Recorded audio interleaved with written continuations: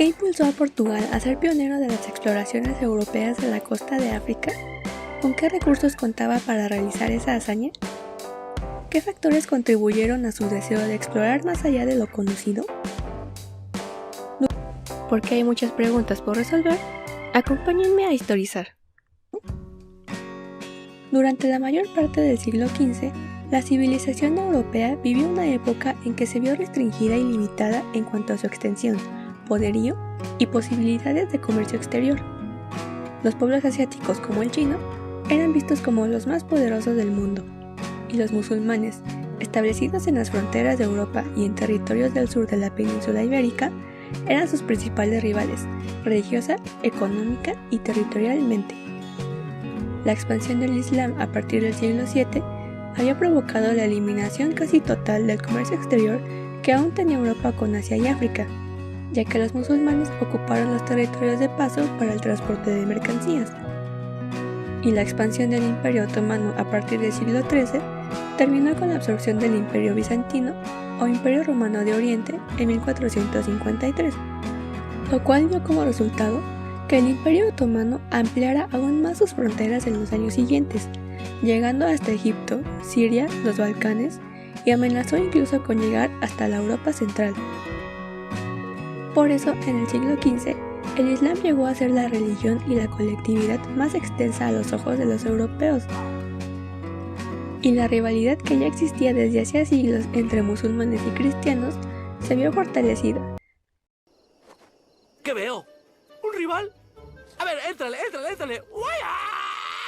Los enfrentamientos entre ambos grupos habían nacido desde el siglo XI, cuando varios principados europeos llevaron a cabo las llamadas cruzadas, que tenían la intención de retomar para los cristianos los lugares santos de Asia, así como las antiguas ciudades cristianas del norte de África, que habían sido ocupadas por los musulmanes. Aunque estos fracasaron en su mayor parte y solo lograron recuperar algunas zonas de la península ibérica, el espíritu de cruzada no llegó a abandonar totalmente a los europeos, principalmente a aquellos que históricamente estuvieron más en contacto con los pueblos musulmanes durante varios siglos, principalmente Portugal y España.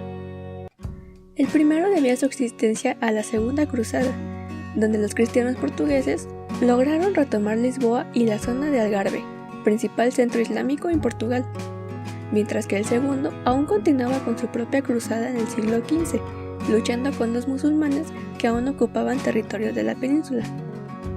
¿Qué es lo que distinguió a Portugal de su vecino y que lo impulsó a tener primero la ventaja en poderío naval?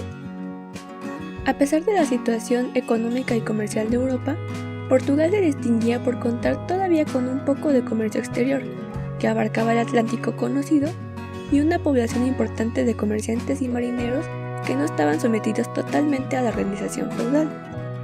Y los gobernantes portugueses comenzaron a desear luchar nuevamente contra los territorios musulmanes, tanto para ampliar su poderío económico como para obtener prestigio frente a sus vecinos, ya que el obtener alguna victoria para Portugal significaría la consolidación de su reciente independencia, ya que obtendría respeto y ventajas respecto a Castilla, con quien tenía también una relación de rivalidad.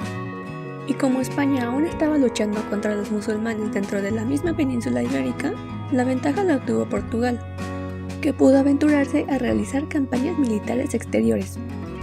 Un personaje central en la historia de las exploraciones portuguesas es el príncipe infante Enrique, o Enrique el Navegante.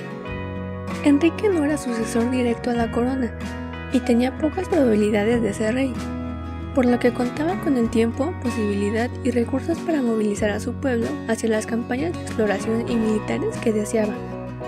El auge de las exploraciones marítimas europeas inició su florecimiento luego de la hazaña del príncipe Enrique, quien en 1415 logró tomar la región de Ceuta, una valiosa posesión musulmana del norte de África, muy próxima a la península ibérica, ya que era un importante puerto desde donde se podría tener cierto control del comercio y del tráfico de embarcaciones. Y aquí se estableció una innovación. En lugar de arrasar totalmente la zona, los portugueses decidieron conservar su control instalando personal de defensa y administrativo, con lo cual aprovecharon los beneficios del lugar en lugar de destruirlo. La toma de Ceuta resultó ser una gran fuente de motivación para los europeos y para los portugueses representó la posibilidad de expandirse por más áreas del norte de África y el Mediterráneo. Vaya oportunidad, ¿verdad? No la puedo dejar pasar. Una vez instalados ahí, los portugueses accedieron a información acerca de África que no tenían otros europeos. El príncipe Enrique debió ir a hablar acerca de las caravanas que cruzaban el desierto y volvían con marfil y polvo de oro, lo que despertó gran interés por explorar ese continente. Esta información vale millones. Y desde 1420 comenzó a enviar una serie de expediciones a que exploraran la costa occidental de África. Otros objetivos del príncipe consistían en establecer contacto y alianzas con los pueblos cristianos que se hallaran más allá del territorio musulmán, en cuya existencia confiaba la gente medieval, así como convertir a los pueblos paganos que se encontraran. Las nuevas aventuras de navegación alentadas por el príncipe promovieron la invención y renovación de conocimientos, técnicas y tecnología de exploración y marítima, y mucho contribuyó el que el infante fue amigo de comerciantes, marineros, cartógrafos y constructores de barcos e instrumentos, muchos de ellos italianos, además de estar interesado en el mundo de la técnica y la ciencia. Sabes, yo también tengo algo de científico. Un obstáculo al que se habían enfrentado los navegantes del pasado era la dificultad de saber su ubicación, así como el que solo contaban con mapas inexactos y rudimentarios. Estamos perdidos, estamos perdirijillos.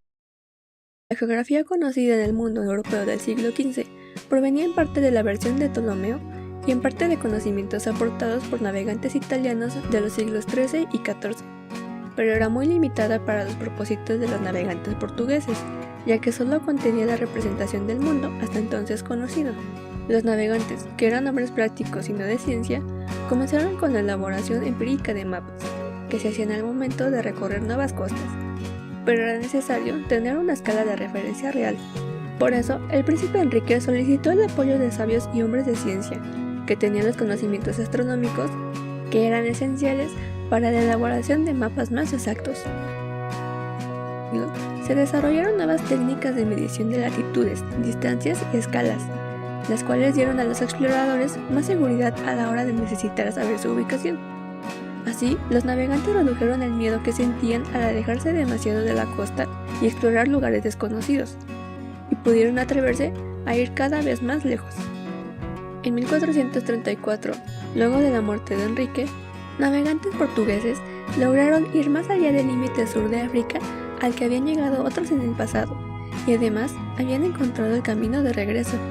Desde ahí, se irían adentrando cada vez más al sur, y desarrollarían la confianza de que pronto encontrarían el límite de África para poder llegar por esa ruta a Asia. Poco tiempo después, los navegantes portugueses habían dominado el sistema de corrientes que les permitían ir y regresar a salvo. Pero los cada vez más largos viajes comenzaron a requerir una mayor eficiencia y capacidad de los barcos, y los portugueses aprendieron y perfeccionaron la construcción de ellos a lo largo de esos años. Por su facilidad de manejo y seguridad, habían usado al principio el diseño de la embarcación tipo galera, que tenía un sistema conocido como vela latina, el cual era conocido desde la antigüedad clásica y usado en la Edad Media para expediciones militares y comerciales. Tenía una sola vela triangular atado al mástil. Facilitaba navegar en contra del viento y era muy rápida. Es una pieza clásica, es lo que es. Pero esas naves debían ser propulsadas a remo, y resultaban muy inconvenientes para soportar viajes largos en mares desconocidos, como las que ya se proponían realizar. La carabela se desarrolló a lo largo del siglo XV, y en 1440 Portugal ya usaba esos barcos para sus viajes por África, que ya no necesitaban remeros y podían cargar con solo las provisiones necesarias, dejando espacio para una gran cantidad de mercancías para el comercio, lo que dio paso a la era de las exploraciones y conquistas europeas del siglo XVI. Gracias por ver el video de hoy. Los espero en la próxima ocasión para seguir respondiendo más preguntas históricas. ¡Chao!